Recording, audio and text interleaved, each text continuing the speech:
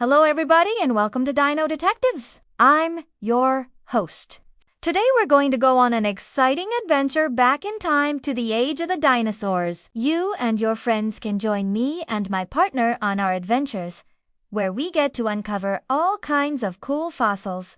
We'll become junior paleontologists together and learn about what life was like for dinosaurs that lived long ago. So don't forget to subscribe to this channel so you won't miss any of our awesome episodes. And now let's jump into today's exciting adventure. Have you ever been camping out in the backyard? It's so much fun. You can pitch a tent, make s'mores over a bonfire, and tell scary stories in the dark with just a flashlight to light your face. And if you camp out under the stars, maybe you'll even see a shooting star or two. Sometimes when I go camping, I feel like there are dinosaurs hiding in the trees watching me. Do you ever feel that way? In today's episode, we are going to travel back in time to the Late Cretaceous period. You might find camping a little more exciting in the Cretaceous period, because not only could you look up at the stars and see shooting stars streaking across the sky, but you might also get to watch a massive T-Rex roar across the landscape. The Cretaceous period lasted from about 145 million years ago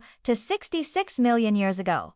That's a long time. And during that time, there were lots of different kinds of dinosaurs living in North America. If you went camping in the Cretaceous, you could have seen Ankylosaurus, Camptosaurus, and maybe even a Triceratops.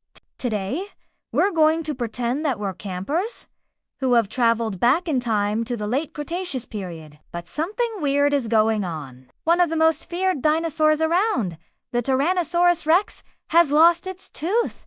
What do we do? Well, put on your detective hats, because we are the Dino Detectives. Let's see if we can help the T-Rex find its missing tooth. Welcome to Fossil Free Falls. I'm your guide, here to take you on an exciting paleontological adventure. Come along as we search for clues left behind by ancient megafauna. Who knows what fossils we might find? Perhaps a dinosaur bone, a mysterious shell, or maybe even some fossilized palm wood. Who knows? Anything could be hiding in these caves. Ready to search?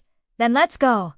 Hi, welcome to the park. Hi, welcome to the park. I'm your park ranger. While you're here, you can go hiking, have a picnic, or check out the visitor center. Be sure to stay safe and keep an eye out for wildlife. After all, this is Dinosaur National Monument. Dino Detectives. Dinosaur National Monument spans portions of northeastern Utah and southwestern Colorado. It protects more than 1,800 acres of public lands and features the Green and Yampa rivers, as well as the Split Mountain and the Canyon. Floors are home to more than 1,500 dinosaur fossils. In fact, this is one of the densest concentrations of dinosaur fossils in the world. That means that while you're visiting, you just might find a fossil yourself. One of the most famous parts of Dinosaur National Monument is the Rainbow Park. It's got its name because of all the colorful layers of rock. See those rainbow stripes? They're made of sandstone, shale, and limestone. Each color tells us about the minerals that are inside the rocks. Geologists call this kind of rock a formation. The formations at Dinosaur National Monuments are made up of rocks that settled on top of each other over millions of years. Some are more than 1 billion years old. That's a lot of history, but Dinosaur National Monument didn't always look like this. Millions of years ago, it looked a whole lot different. Back then, it was full of swamps and rivers and small lakes. There were even beaches near the ocean. And you know what? Dinosaurs roamed the land. They lived near rivers, too, and they would often leave their giant footprints in the mud. We call these footprints fossils, and we can learn a lot from them. Like, did you know that some dinosaurs walked on 2 legs and others walked on 4? Well, we can tell that by looking at their footprints. See? Dinosaurs left different shaped footprints depending on how they moved around. Can you imagine seeing a dinosaur leaving footprints like that in the mud?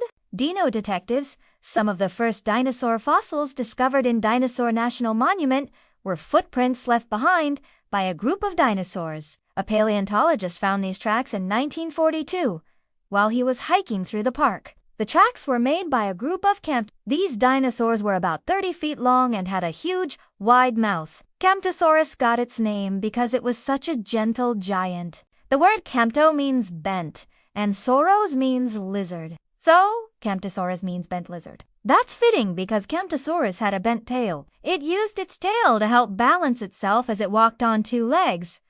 Its tail was also useful for defense. If a predator got too close, the Camptosaurus could use its tail to swipe at it.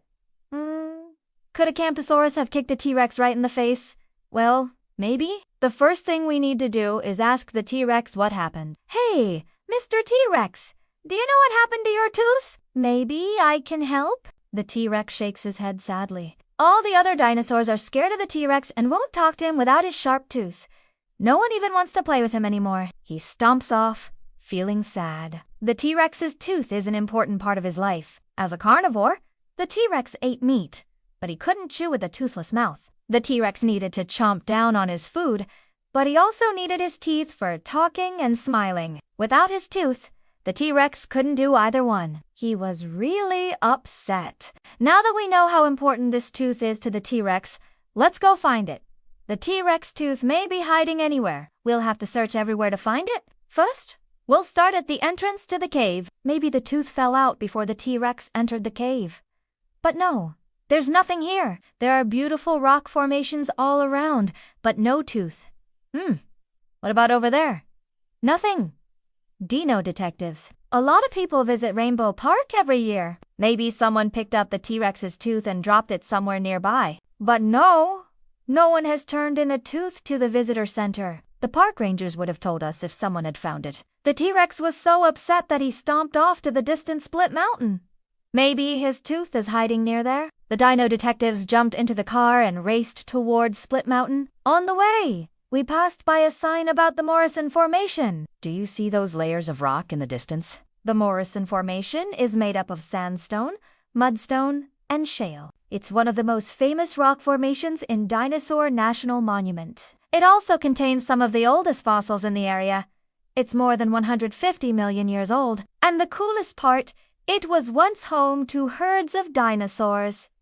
What kind of dinosaurs? Well, maybe Stegosaurus, Maiasaura, or even a Camptosaurus. And it looks like the perfect place for a T-Rex to lose a tooth. Let's investigate! We searched everywhere, but the T-Rex's tooth wasn't there. Just when we were about to give up hope, we saw something sticking out from a rock. Could it be? It was a tooth, big and white, just like the tooth the T-Rex had lost. We carefully brushed off the mud and dirt and examined it closely. It even had a tiny bit of T-Rex DNA still attached to it.